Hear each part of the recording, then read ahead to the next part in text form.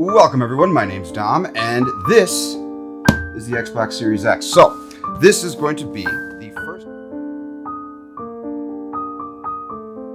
I have to do some editing magic where I suddenly... there it is! Okay. Oh, that's much nicer than the original Xbox One.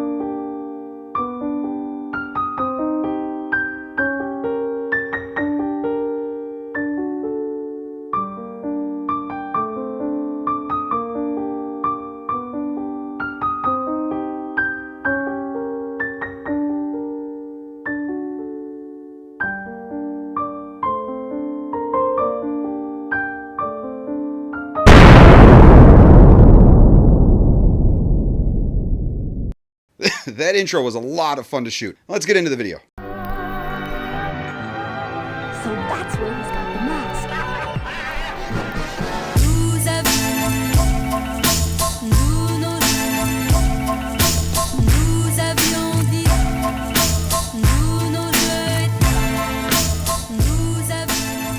Okay, so you just picked up a shiny new Xbox Series X or PlayStation 5, and you might be wondering to yourself, what can you do with your PS4 or your Xbox One? Well, not much. Well, okay, I shouldn't say not much, but honestly, that's neither the Xbox One or PlayStation 4's fault. The original plan for the Xbox One was to be the center of entertainment in your living room, and Microsoft ended up stripping away a lot of those features before the damn thing even launched. Refreshes like the Xbox One S and One X did help change the direction to be a little more gaming focused, but mostly the One S was just a 4K Blu-ray player, which was literally the best reason to get a One S when compared to like other 4K Blu-ray players, especially if you're a super weirdo about movies like I am. And as for the PS4 and PS4 Pro, I can't say they're in a much better boat considering how freaking loud they are, and all they really do is play games, which both the Xbox Series X and the PlayStation 5 are backwards compatible with the Xbox One games and Xbox 360 games in the case of the Xbox Series X, and PlayStation 4 games in the case of the PlayStation 5. However, in Sony's case, unlike Microsoft, the focus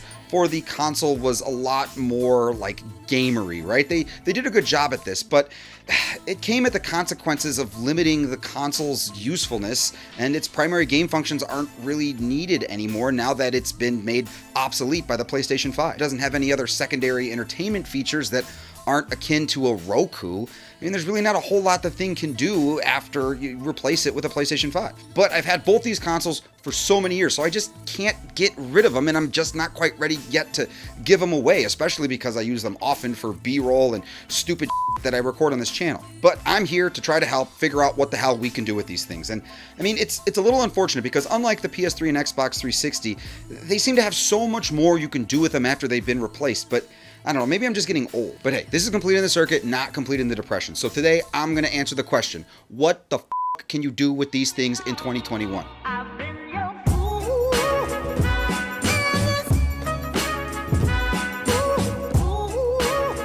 So like I said before, the Xbox One S and the Xbox One X make great 4K Blu-ray players, but if you have the PS5 with the disc or the Series X, don't burn out your optical drives using them to play movies, use these guys instead. Now, another cool trick is if you have a massive library of digital games from last gen and not enough storage on either of the consoles, which, I mean, come on, the PlayStation 5 storage solutions are not good, and the Xbox Series X and S with the little memory cards, it's better.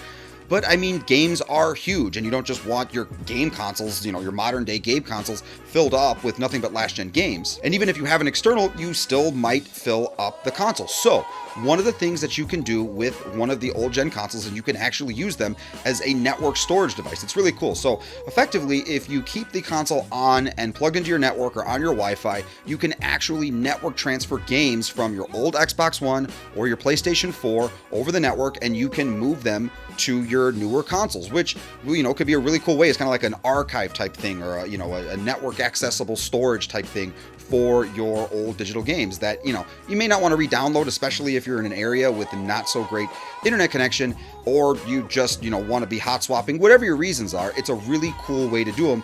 And it's honestly really, really easy to do. There's a couple little places you go into the settings, and then bam, you're ready to transfer. Now, remote play is one of my most favorite functions of the PlayStation 4, and the Xbox One and Series X have remote play as well, as does the PS5.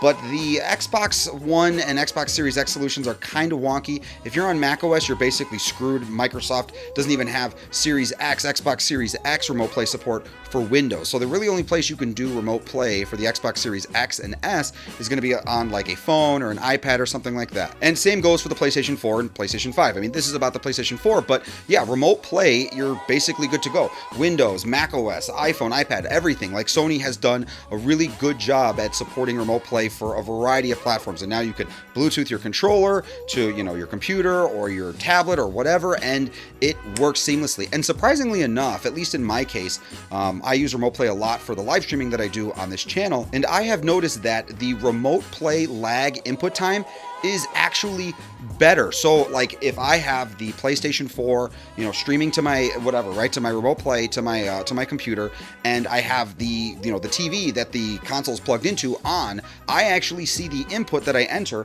coming out of my computer before I see it coming out of the TV, which is really weird. I don't know what's going on there, but yeah, less input lag, at least in my experience. Now, for the Xbox One and macOS and stuff like that, there are third-party options, but the Series X is basically a no-go. If you want to remote play, like I said, you got to use an iPad or a phone or something like that. So the Xbox One and Microsoft get an extra point here. The Xbox One supports a mouse and keyboard, which I believe the PlayStation 4 does too, but the Xbox One has the Microsoft Edge browser from Windows built in. So if you wanted to, you could use the thing as a big ass web browser console thing, which is, honestly a really nice solution, kind of a pseudo-esque PC type experience on your TV if you're into that sort of thing. Sony focusing on VR for last generation with the PlayStation 4. If you have, a spare bedroom or anything like that, and you have one of the VR headsets, you can easily turn it into a full-on massive VR room. And if you still have the Kinect and the original Xbox One, you can, you basically can turn an entire room into a VR playground and Kinect and all that other crap, and throw an Oculus in there. Just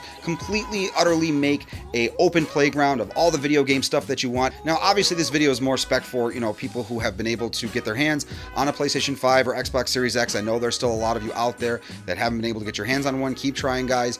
More are coming. But if you're still stuck on last generation, just keep using them the way you're using them. Don't, you don't have to do any of this crap that I'm talking about. And if you are going to get rid of your PlayStation 4 or your Xbox One, when you do upgrade to the PlayStation 5 or Xbox Series X or Xbox Series S, blah, blah, blah, don't forget that the current generation is compatible with last generation controllers. So if you're going to trade them in or sell them or give them away, keep as many of the controllers as you possibly can. Trust me, they come in handy. The PlayStation 5 has Joy-Con drift, so if you're playing a PlayStation 4 game, just use the PlayStation 4 controller. The PlayStation 5 adaptive triggers don't work with PlayStation 4 games. And the Xbox One controllers and the Series X controllers are more or less the same exact thing. So the batteries work, all that stuff works. So you can nicely migrate into the next generation, having a bunch of extra accessories and not needing to spend a whole lot more. So everyone, let me know what you're doing with your old PlayStation 4 and Xbox One. I really want to know down in the comments below.